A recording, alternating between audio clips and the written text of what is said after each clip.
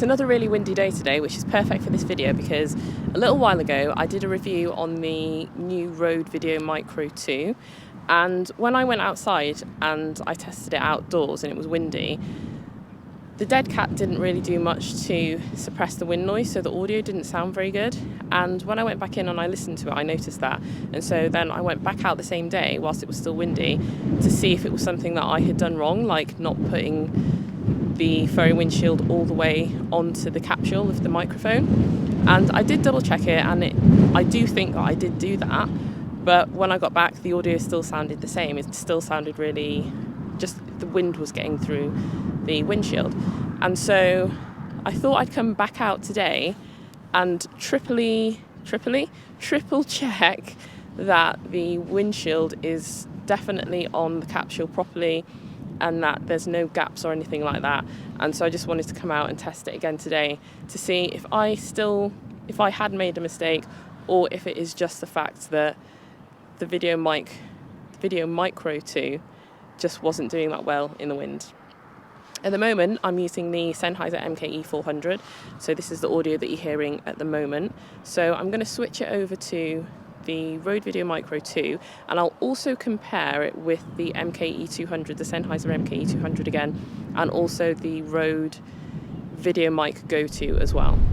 Alright, I've switched over to the Rode VideoMicro II now, and the furry windshield is 100% pushed all the way onto the capsule, so there's no gaps or anything like that where the microphone is showing. And I even moved the shock mount back as well, just to make sure.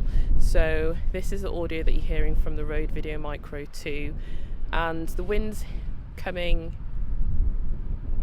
is from that direction, so it's hitting me. So I'm just going to turn around and spin around so that you can hear the wind hitting the side of the microphone and then hitting the front of the microphone as I turn around this way as well. And just to give you an idea of what the audio sounds like whilst I move around.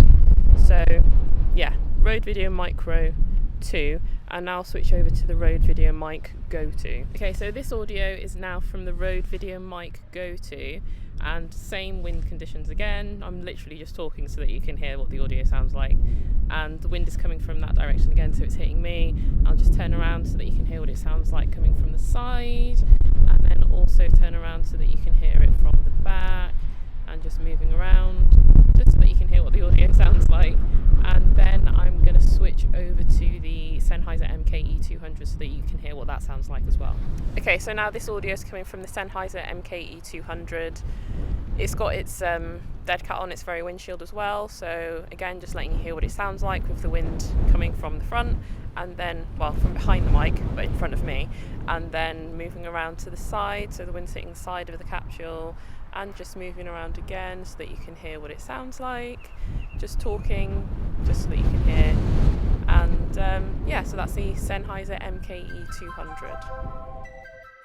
Okay, so I just got back inside, listened to the audio, and I don't think I got it wrong the first time in putting the dead cat on. I still think I got the dead cat on the right way, or had it on as far back as it could go the first time round, so in the first video. Because in this video, even though the audio sounded better, I was definitely facing a different position in the wind, but you could still get that, you still heard that popping sound that the VideoMicro II was still producing in the wind. And especially when I turned to the side, it was even more apparent. And in the first video, the wind was hitting the side of the microphone when I was doing the video. So this is why I wanted to like spin around and just hear what the audio sounded with the wind hitting the microphone from different directions. So yeah, listening back to that, I think that it still sounded the same as in the first video. And the VideoMic GO II sounded better, even though the capsules are the same and it uses the same furry windshield. But the VideoMic GO II did sound better, and the Sennheiser MKE 200 sounded even better. It just handles the wind a lot better than the other two mics. So, and also the Sennheiser MKE 400, that's a decent microphone. That was so good. When I was listening back to the audio, considering how windy it was, and the wind just doesn't interfere with the audio at all, it sounds so clear. So, but anyway, that aside, the VideoMicro II, I think you just really have to be mindful of how you're standing when it's windy and just not letting the wind hit the side of the microphone if you can help it, because yeah, even if you push it on all the way to the back so that it is covering all those holes, you're still getting that popping sound, depending on how windy it is, because when the wind was dying down, it didn't sound like that at all. It actually sounded really good. So I think it really just depends on how windy it is, where the wind is hitting the microphone, and yeah, pretty much.